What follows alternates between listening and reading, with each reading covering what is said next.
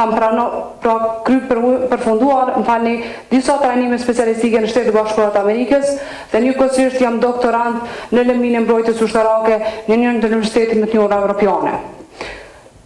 Siç e përmenda edhe më herët, qëllimi i kësaj konference është sensibilizimi dhe fuqizimi i gruas në zhvillimin e shoqërisë tonë, me fokus pjesëmarrja e saj në institucionet sigurisë dhe institucionet vendimmarrëse.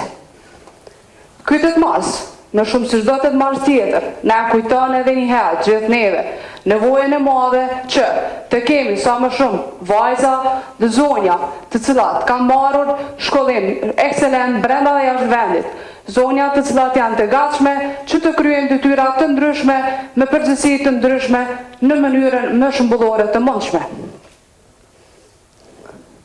Për fat të mirë, në panelin tonë e kemi edhe shembuj të kësaj që sapo e thash më herët. Kështu që më lejoni që pa humbur kohë të bëj prezantimin e panelistëve tona të nderuar. Do të filloj me zonjën nën kolonel Remzia Zeqiraj. Zonja Zeqiraj karrierën e saj e filloi si pjesëtare UÇK-s. Sot zonja Zeqiraj është shef e sektorit për bashkëpunim multilateral në Departamentin për bashkëpunim ndërkombëtar dhe integrime euroatlantike në Ministrinë e Mbrojtjes. Zonja Zeqiraj ka dhe përfunduar studimet bachelor në Universitetin e Prishtinës dhe ato postdiplomike në lëmin e gazetarisë. Vazhdojmë me zonjën tjetër të nderuar që është pjesë e panelit, e kemi nën kolonel zhvillimin, cila është drejtoresh për mbështetje trajnime specializuara dhe avancuara në Policinë e Kosovës. Zonja Dema, para se të bashkangjitë i Policisë së Kosovës, ka qenë një mësuese dhe gjatë karrierës së saj ka kryer trajnime shumë të rëndësishme brenda dhe jashtë vendit. Vlen të përmendet që zonja Dema ka mbajtur pozita të ndryshme shumë të rëndësishme në Policinë e Kosovës. Do t'i përmend vetëm 2 nga ato, sepse ato ishin të shumta. Si pozita e drejtorit të drejtorisë për menaxhimin e informatave dhe shërbime të mbrojtshme. Dhe musafiri jonë i radhës është zonja Deb McClellan, oficere për marrëdhënie me publikun në ambasadën amerikane. Zonja McClellan ka përfunduar studimet bachelor në drejtimin e marketingut në Universitetin e Notre Dame, por ndryshe ka mbajtur pozita shumë të rëndësishme gjatë karrierës së saj. Do të përmendi njërin nga ato për shkak se kjo ka pozita të shumta. Pozita e saj më rëndësishme të thoja ka qenë ajo e drejtorit për partneritet, strategji dhe komunikim në zyrën për konflikte dhe operacionet të stabilizimit. Pa humbur kohë, më lejoni t'i jap fjalën zonjës Zeqiraj, e cila do të na flasë për rolin e gruas në Kuvendin e Kosovës dhe vendimmarrjen në përgjithësi.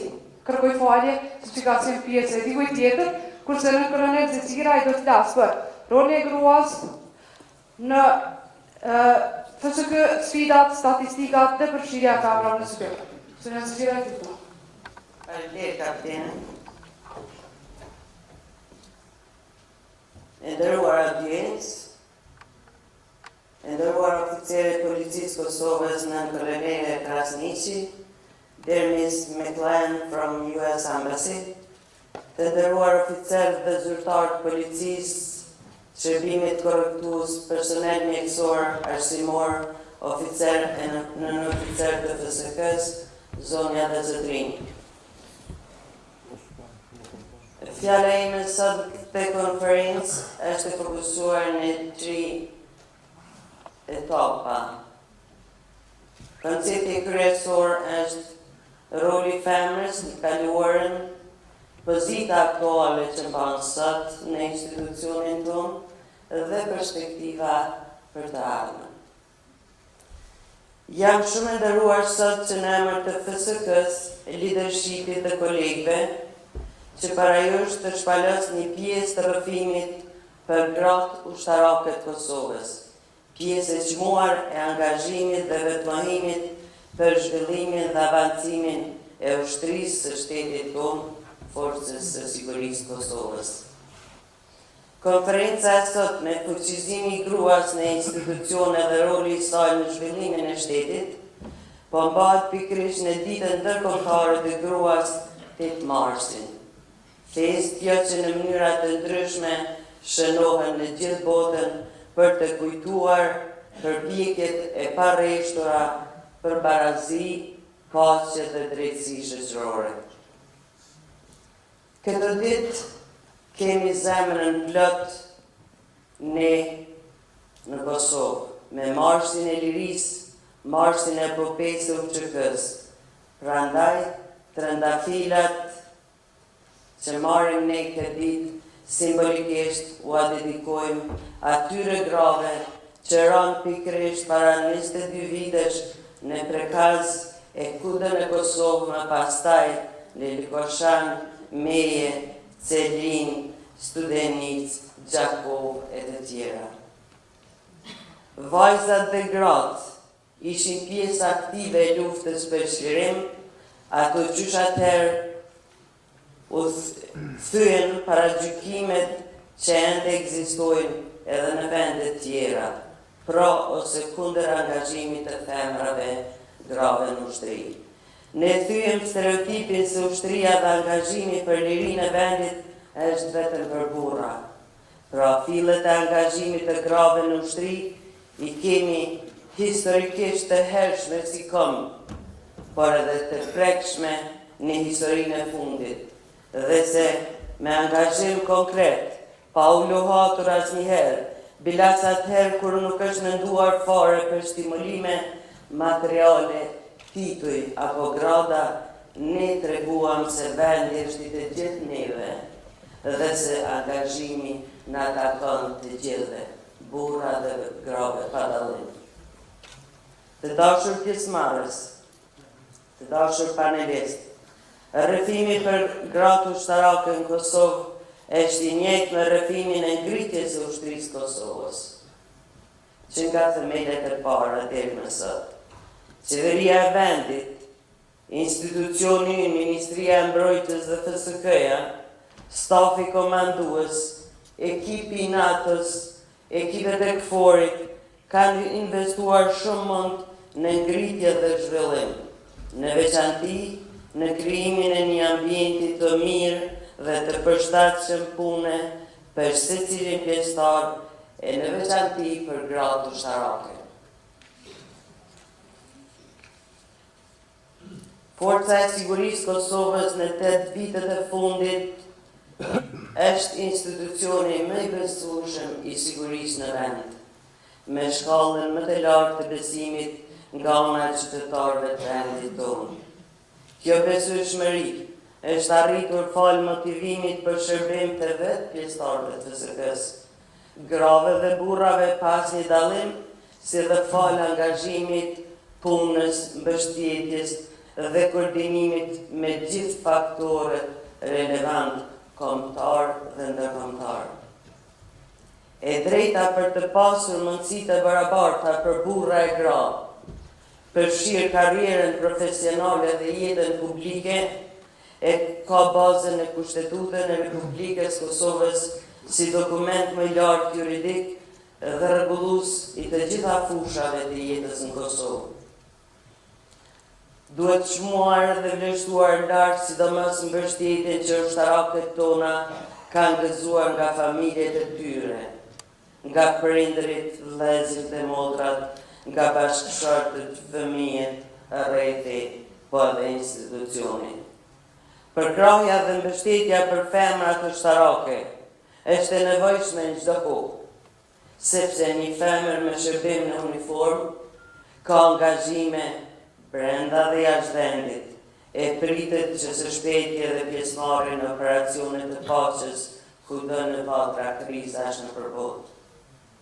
Gratë në FSK trajnohen, arsimmohen, stërviten sot në kohë paqeje, dhe misioni një ushtarakeje duket pak sa më i lehtë, ashtu sikur se një angazhim operacional i vërtet mund të duket i lagët. Por secila nga ne është rekrutuar, shkollohet, trajnohet për realizim misioni, për kryrje detyrash ndër më sfidueset që obligon uniforma ushtarakut, brenda se cilës një ditë mund të japësh edhe frymën e fundit, për çka ne kemi dhënë betimin. Të nderuar, me tej do t'ju tregoj se FSK është një forcë profesionale dhe shumë etnike. Profesionalizmi I pjesëtarëve të FSK-s bazohet në standardet më të larta të barazdisë, mundësive të barabarta dhe përgatitjes profesionale të secilit pjesëtar pa dallim etnie apo gjinie. Aktualisht në Forcën e Sigurisë Kosovës, prej 2765 pjesëtarëve sa kemi, numri I përgjithshëm I femrave është 299, gra dhe vajza, me përqindje vjen 10.81%.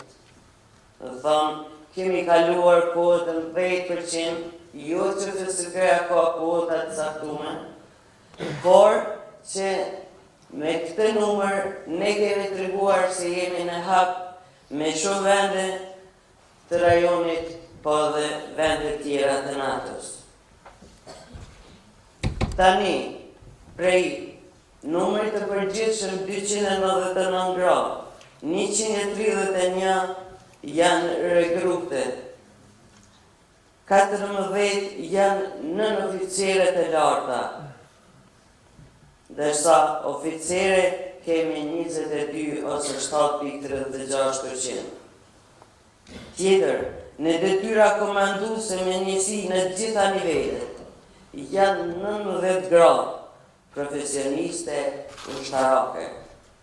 Oficerët të cilat tani kanë përfunduar Akademinë Ushtarake në Kosovë dhe jashtë saj, janë gjithsej 9 vajza dhe gra, ndërsa në muajin maj të këtij viti pritet të diplomoj në Akademinë Ushtarake Amerikane West Point edhe oficerja parë nga Kosova që kanë ndjekur studimet ushtarake 4 vjeçare atje.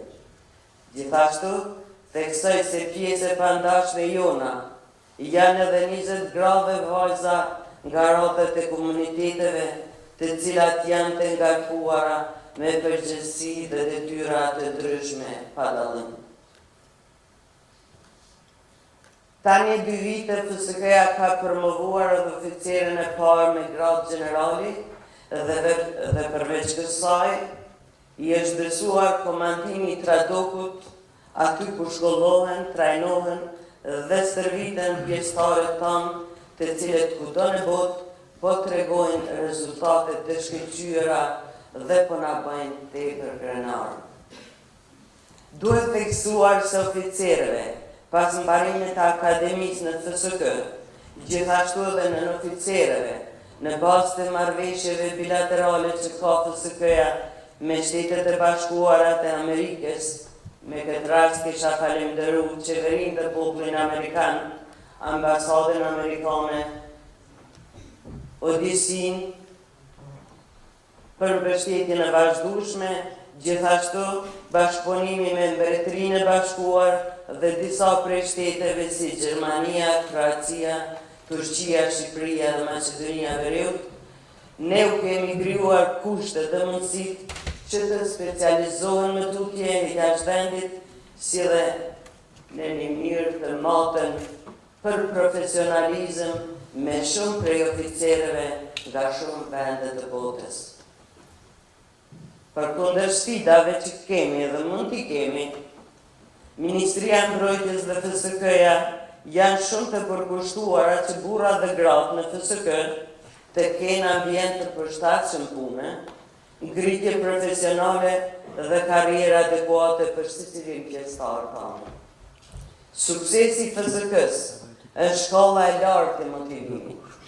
Kur flasim për gratë, nuk duhet lënë pa përmendur edhe shkatësitë organizative që ato posedojnë.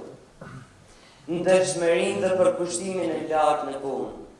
Ushtarakët tona janë të përkushtuar në zbatimin e detyrave, respektimin e zinxhirit komandues dhe gjithsesi aplikojnë edhe kreativitetin dhe vetë iniciativën. Ne si gra, po dhe gjithë bashkë, ende nuk e kemi komoditetin e kujdesit vetëm për hapësirën tonë personale, duke ditë se zëratat tona, edhe ato para nesh, krahas angazhimeve familjare dhe personale kanë qenë shumë të përkushtuara për zhvillimet e gjithëmbashme në vend, për rrjedha të përgjithshme, deri dhe të sakrifisa sublime, për cilën disa tu kanë lexuar, disa i kanë dëgjuar si tregime, përderisa disa prej nesh i kemi përjetuar vetë. E them këtë duke pas parasysh gjithmonë faktin se asgjë çka ne shohim dhe asgjë me të cilën ne përballemi nuk është thjesht ashtu siç mund të perceptohet shpesh. Çdo herë mund të ketë diçka përtej, e ajo përtej është e përgjithshme. Ajo që varet nga ne, nga secili individ, pra misioni i përbashkët institucional, shtetëror dhe kombëtar. Të nderuar pjesëmarrës, të nderuar kolegë paneliste, ne të gjitha zgjodhëm për dëshirën tonë këtë profesion, shërbimin në ushtri, dhe konsiderojmë fakt jetës që kemi mundësi të kontribuojmë që bashkërisht me burra ta zhvillojmë ushtrinë tonë, ta zhvillojmë vendin tonë, duke mos harruar asnjëherë misionin shtetëror e kombëtar, të jemi të gatshëm të sigurojmë paqen dhe lirinë tonë, dhe të jemi të gatshëm të kontribuojmë për paqen në botë së bashku edhe me kombe tjera të lira. Ne të gjitha hapem zemrën për familjet, ne të gjitha hapem zemrën sikurse për familjet tona, ashtu edhe për familjen e madhe FSK, edhe për atëm tonë të përbashkët. Dhe për këtë, jo vetëm që lutemi, por edhe punojmë çdo ditë. Ne nuk do të ndalemi së punuari, jo vetëm për të nesërmen, por edhe për të ardhmen e ndritur dhe të sigurt të qytetarëve tanë dhe të atëherë tonë. Duke i uruar Ditë Marsin gjitha grave, ju uroj shëndet dhe suksese në planin familjar dhe profesional. Urimet të gjithave, ju faleminderit për vëmendjen. Ne jemi këtu nëse eventualisht ka ndonjë pyetje.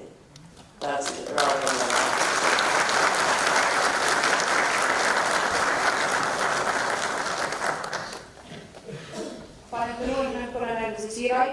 Pa unë burko, dhe doja të kompenzoj këtë kohë dhe të aftoj zonjën kryekomendare, doktore Zhvillimin Osmani, që t'i bashkanditet panelit tonë.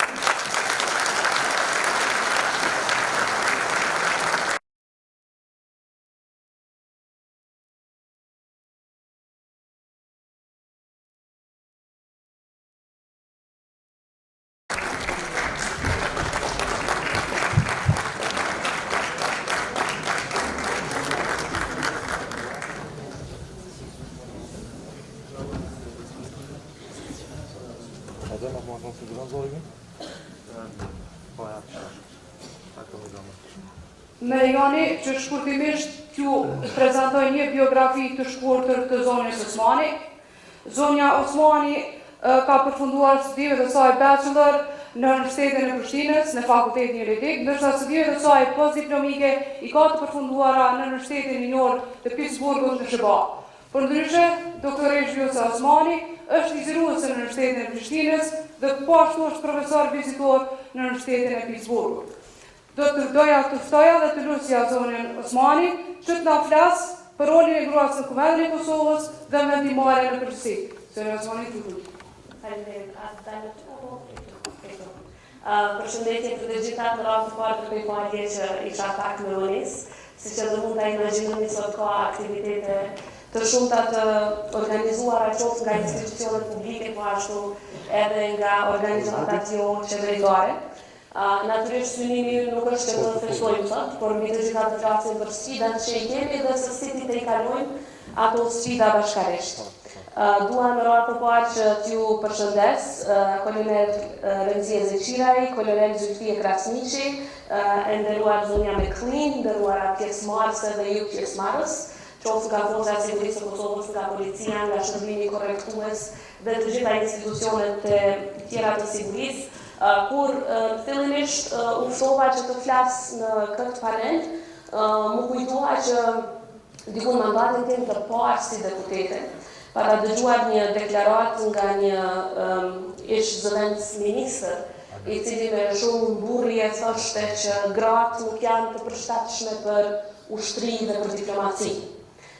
Natyrisht që shumë shpejt ne si gratë deputete organizuam dhe ftuam ato që të debatoj me ne lidhur me rolin e grave, jo vetëm rolin e tyre në rezistencën qoftë parcore, qoftë aktive të viteve të 90-ta, me rolin e tyre gjatë luftës dhe sakrificën e tyre gjatë luftës, por në veçanti për rolin që gratë kanë pasur në shtetin ndërtim me njëherë pas luftës. Besoj që secila prej jush sot këtu jeni dëshmi e gjallë e punës së palotshme, e përkushtimit dhe këmbëvujësisë që gratë kanë në sektorin e sigurisë dhe unë do doja shumë që ai zëvendës ministër sot të vinte këtu dhe të shifte juve dhe të bindej se sa gabim e ka pasur dhe sa gabim e ka edhe sot. Unë nuk kam asnjë thirrje dyshim, dhe në fakt këtë e them në veçanti kur takoj vajza të vogla, që nuk ka profesion në cilin gratë nuk mund të shkëlqejnë. Dhe ju e dëshmoni atë në fushën e sigurisë, vajzat si Majlida Kilmendi, Distria Krasniqi dhe të tjerat e dëshmojnë në fushën e sportit. Kemi vajza gratë jashtëzakonshme që e dëshmojnë të çdo ditë në fushën e shkencës dhe sidomos në STEM, pra shkencat e fushës eksakte, teknike, matematikë, fizikë dhe të tjera të cilat në një kohë të gjatë shkakuj mendësisë patriarkale janë parë si larg grave. Mirë po çdo ditë e më shumë gruaja në Kosovë po e dëshmon jo vetëm që mundet, po edhe që shkëlqen në fushën e vet. Unë besoj që me fuqizimin e gruas duhet po ashtu të nënkuptojmë promovimin e mëtejnë të rolit të saj në shoqëri, sa dhe që përfaqësimi në institucione, sidomos me këtë mandat dhe në jetën publike përgjithsisht është më i mirë, por është ende i pamjaftueshëm. Ne nuk mund as sot të themi që me faktin që kemi 30% gra në qeveri, që unë jam në para dua zhvillimish i kuvendit të Kosovës, që kjo në vetvete mjafton. Absolutisht jo, ne do duhet të ndihemi të kënaqura me rolin tonë, në qoftë se pozicioni publik cilin e mbajmë na ka mundsuar që në radhë të parë ta ngrisim zërin për problemet me të cilat sot ballafaqohen gratë dhe vajzat në shoqërinë tonë, në shtetin tonë, dhe së dyti që mos mbetet vetëm zë, e mos mbetet as letër, por që të ndërmarrim veprime konkrete që përmirësojnë rolin dhe pozicionin e gruas në shoqëri.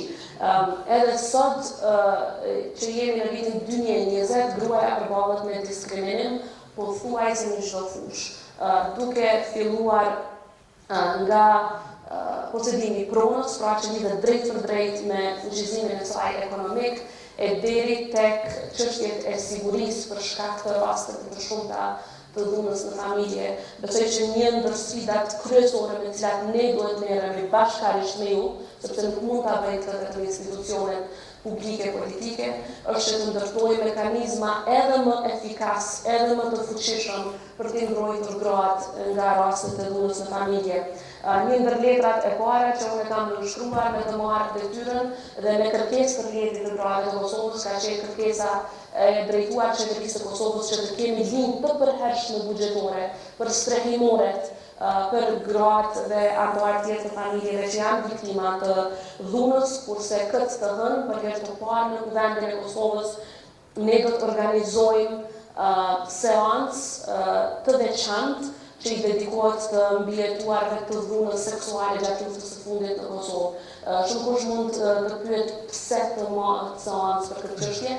Natyrisht synimi është sensibilizimi për viktimat të dhunës seksuale gjatë luftës së fundit në Kosovë dhe në veçanti më ka shtyr një thënie në monumentin Newborn, siç e dini ajo fundi është e ka një pamje të re me thënjet e grave të dhunuara gjatë luftës së fundit në Kosovë dhe një prej thënieve kryesore ishte aty dua që plaga ime të ketë zë. dhe nuk ka vend më të rëndësishëm sot se sa Parlamenti i Kosovës për t'i dhënë zë asaj plagë të pasluftës. Prandaj edhe shpresoj shumë që do të jetë një ndër hapat e parë për sensibilizimin jo vetëm të shoqërisë sonë, po mbi gjitha sensibilizimin ndërkombëtar për rreth 20.000 viktima të dhunës seksuale gjatë luftës së fundit në Kosovë. Prandaj në emër të fuqizimit të vajzave dhe grave, ne duhet të sigurohemi që rolin që gruaja sot e ka në shoqëri të bëhet rol i cili jo vetëm vrehet në aspektin e pamjes, jo vetëm e shohim të ullur në tavolinë, por që zëri i saj vërtet të jetë zë determinues në vendimarrje. Edhe statistikat, por edhe nëse i shohim dëshmit e sukseseve në marrëdhënie ndërkombëtare, na shohin që paqja asnjëherë nuk ka qenë e mundur pa qenë gratë në tavolinë. Sot, siç e dini, gruaja vërtet është e përfshirë në institucione, në të gjitha fushat e jetës, merr pjesë deri diku në vendimmarrje dhe në të ardhmen e këtij vendi, megjithatë, shoqëria jonë dhe institucionet tona akoma kanë shumë për të bërë. Shpresoj shumë që mos të kemi më, sidomos në raport me shtetet e tjera, delegacione të përbëra në tërësi nga burrat. Kemi besoj parasysh pamjet e atyre 12-14 burrave që përfaqësonin Kosovën në Bruksel, përderisa në anën tjetër të tavolinës ishin përfaqësueset e Brukselit që të gjitha gra. Natyrisht që nuk do të lejojmë më pamje të tilla, por siç e thash nuk mjafton vetëm ulja në tavolinë, por duhet patjetër që të luftohet që ky zë për cilin kemi luftuar që 20 vite ta kemi, në fakt edhe ta shfrytëzojmë.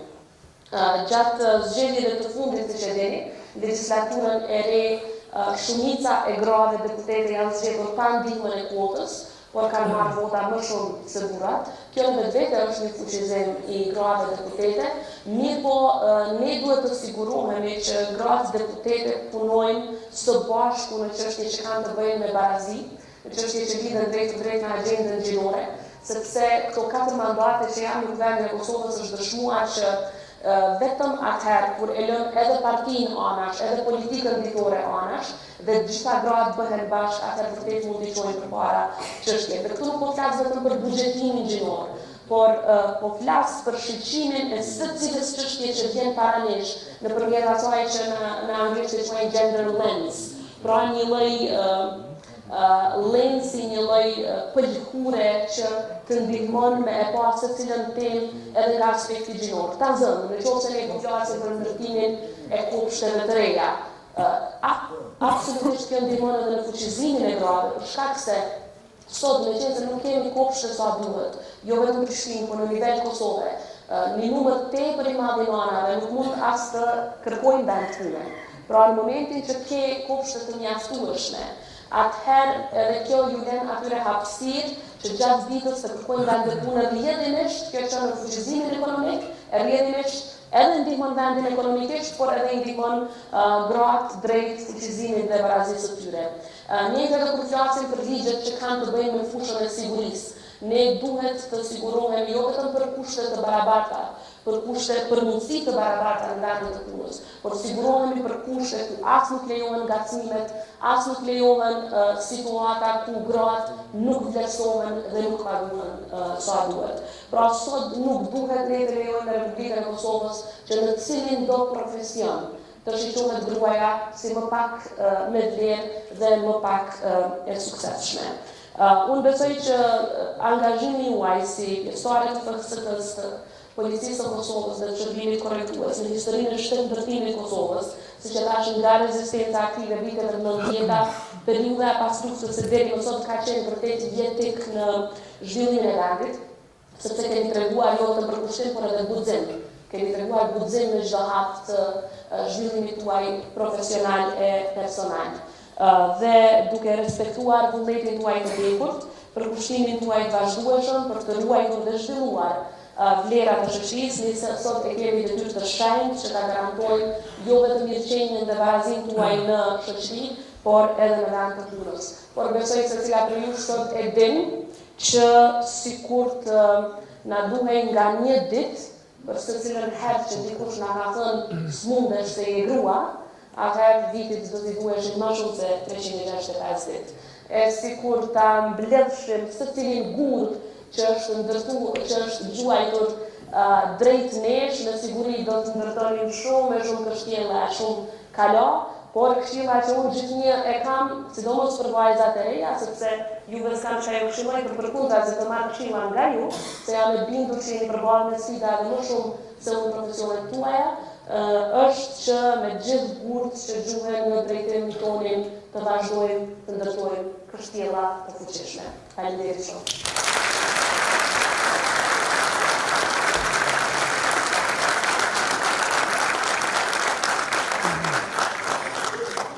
Faleminderit zonja kryekomendare.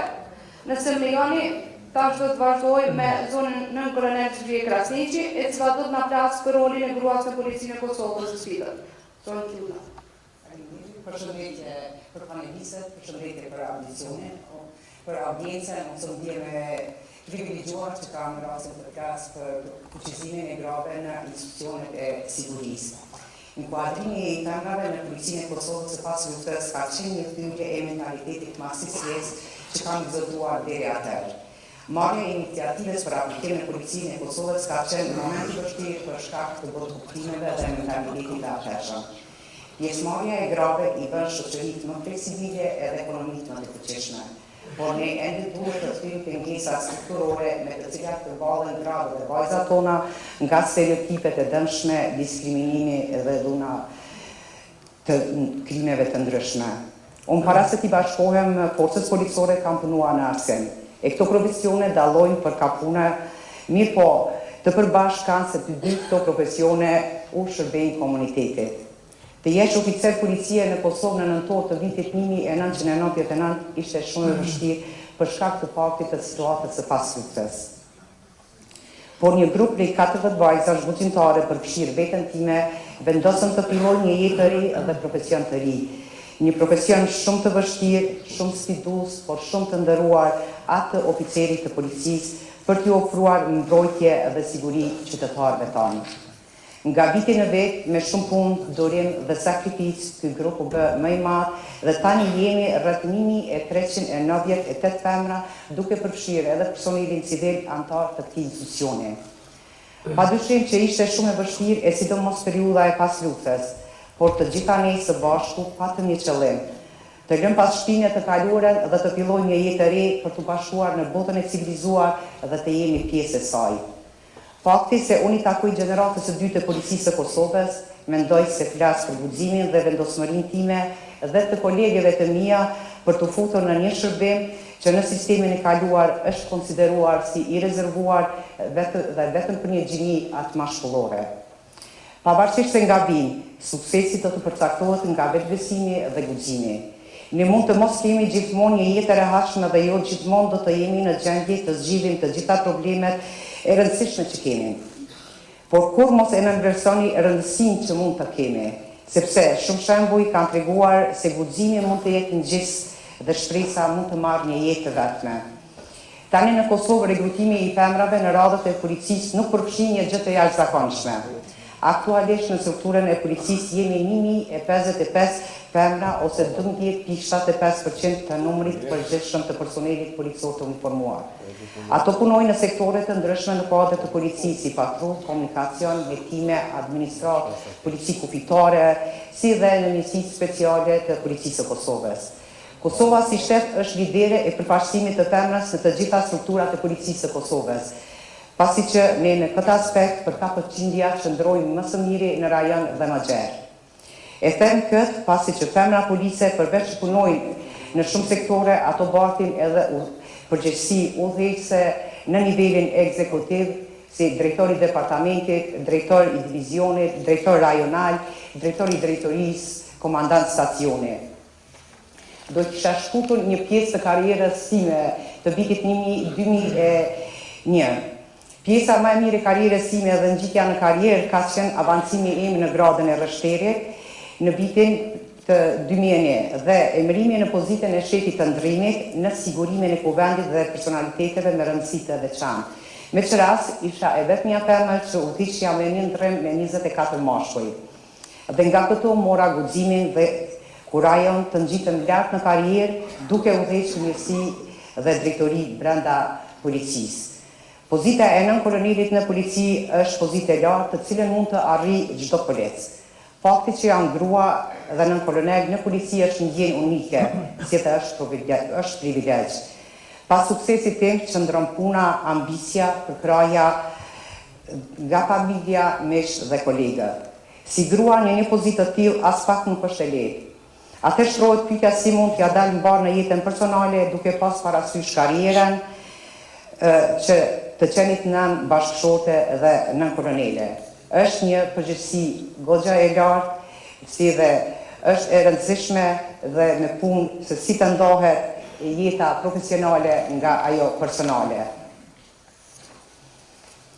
Ne duhet të përpiqemi dhe të punojmë në vazhdimsi të jemi model i gjeneratave të reja që përfshirja e grave në sektorin e sigurisë në veçanti dhe në të gjitha fushat e jetës në Kosovë të rritet. Perspektiva gjinore duhet të jetë pjesë e çdo niveli të institucioneve të sigurisë, sepse vetëm kështu do të kemi institucione më të fuqishme, gjithëpërfshirëse që përfaqësojnë dhe mbrojnë interesat e secilit qytetar. Do t'ja përmbyllja me një thënie të zonjës së madhe nga Shtetet e Bashkuara të Amerikës dhe mikes tonë Madeleine Albright. Mu del shumë kohë për të pas një zë që të dëgjohet, dhe tani që kam nuk do hesht. Faleminderit.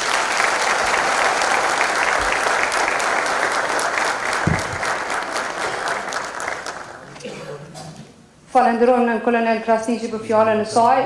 Tash do të thoja përfaqësuesen nga ambasada amerikane, zonën McLean, të muaj fjalimin e saj dhe të na flasë më shumë për perspektive ndërkombëtare mbi përfshirjen e gruas në institucionet kosovare. McLean, please. Good morning, and thank you, esteemed panelist speaker Osmani, Lieutenant Colonel Krasniqi, Lieutenant Colonel Zakirai. Your words were truly inspirational, and I can say that my experiences pale in significance to what all of you and also you in the audience have felt. It's an honor for me to share the stage with you today, while also representing the U.S. Embassy on such an auspicious day as International Women's Day. I do have one small request, though, before I begin my speech. And while it's been unorthodox, I ask my fellow speakers to please stand with me and applaud the women in the audience for all of your accomplishments. No offense, men, today is Women's Day.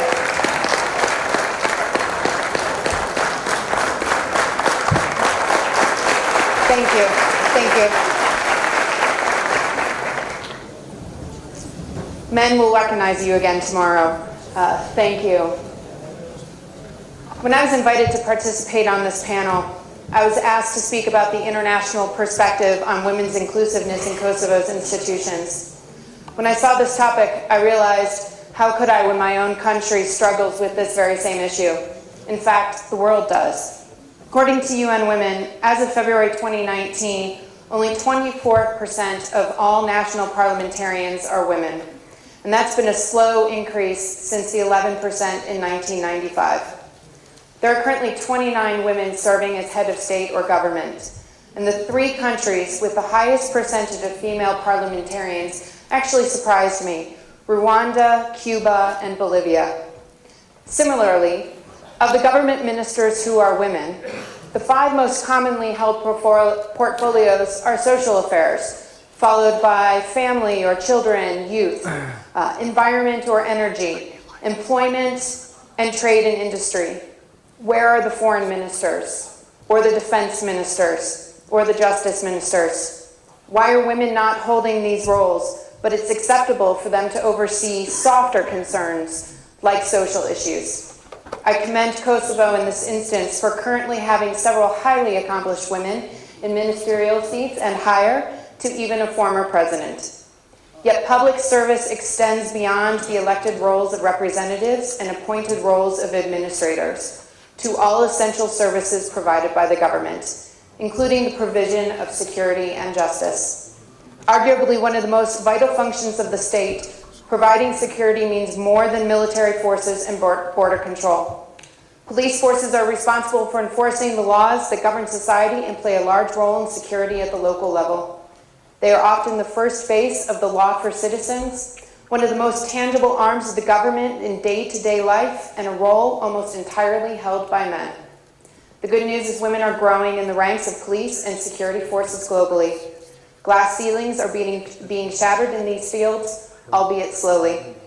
As well as being on the front lines, women are well placed to detect early warning signals of oncoming violence or radicalization men may miss. Perhaps it is because women are among the first targets of fundamentalism of any kind, which restricts their rights and frequently leads to increases in domestic violence before it translates into open armed conflict. Women police members are essential in tackling issues such as domestic violence and sexual assault, human trafficking, and other persistent issues that largely affect women and children. Likewise, female soldiers have proven they are every bit as capable and tough as men on the battlefield, when on patrol and in peacekeeping missions. And those in security fields, I think, would agree. A good officer uses their brain just as much as their strength when confronting an enemy.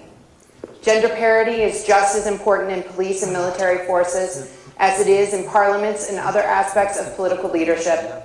Legislators create the laws the security forces are charged to enforce and protect. And police and security members are just as key to the fair and equitable application of the law as they are to creating those laws. Women deserve equal representation in the provision of security and justice we all seek. And we can all do more to help increase this number. This got me wondering, why aren't more women getting into politics or taking security roles? On Friday, I had the privilege to meet 20 young women who recently completed a job skills and internship opportunity granted through the U.S. Embassy. When I asked them what their concerns were for Kosovo's future, their answers were articulate, profound, and clearly things they had talked amongst themselves. But when I asked if any were thinking into going into politics to implement any of the ideas, they all said no. You have your work cut out for you. Why is that? Friday's experience wasn't anything new. I've asked this question before, and there's definitely a trend whereby young men have no problem saying, I want to go into politics. However, I've yet to hear a young woman say anything near that with conviction. Why is it possible people still do a double take when they see a woman in uniform with a weapon? Is it because of societal or cultural norms? Is it because we ourselves don't want to try these roles? Ladies in the audience, when you told your family and friends your career choice, did anyone ask you, why would you want to do that? That's a man's job. Or maybe it's because the proverbial old boys club still exists to bring men into their circle, show them the ropes, take care of their own. Each and every one of us in this room has seen and perhaps experienced firsthand this club in action. If that's the case, why aren't we women creating our own club? Sure, we talk about doing so, but do we walk the walk when it comes to mentoring, networking, and getting seats at the table across all career paths? Do we bring along younger women? Do we self-identify or identify women to push into leadership roles? I say not as much as we should. The majority of my own mentors have been men. I'm not sure what that says about me, but let's do better, shall we? At the very least, let's celebrate and seat women who exude leadership into those roles. Or better yet, let's create an inclusive club for both men and women to jointly tutor and mentor their next generation of leaders, gender aside. And speaking of leadership, where does it say, or has anyone ever said, leaders can only be men? Nowhere. Women have been in leadership roles for centuries, just like men. Leaders exude certain qualities from a broad spectrum of skills and diversity, and gender is not one of them. Inclusive, compassionate, collaborative, and engaged. These are all qualities of a good leader, but there are some things women do better. It is well documented, including women in peace negotiations, improves the implementation of those agreements. Peace is more likely to endure. An analysis by the U.S. nonprofit Inclusive Security of 182 signed peace agreements between 1989 and 2011 found an agreement is 35% more likely to last at least 15 years if women are included as negotiators, mediators, and signatories. Women succeed as mediators and negotiators because of qualities traditionally perceived as feminine and maternal. Research across cultures demonstrates, on average, women are less likely than men to be discriminated against by virtue of their race, religion, or ethnicity, making them well-positioned to move between such groups during conflict. Empirical studies show men and women are less fearful of women from a different social group than of men from a different social group. Conflict parties may be more likely to trust women as intermediaries because of this. They are also often seen as honest brokers, more trustworthy and less threatening, because women can act outside formal power structures. Women are also more adept at building coalitions. It's our superpower. We learned this at a young age from our mothers. As I close, I leave you with this final thought. We're all champions and warriors. Be bold, continue to be brave, and keep making Kosovo your home. The people here need you to do so through the uniform you have chosen to wear. Happy International Women's Day.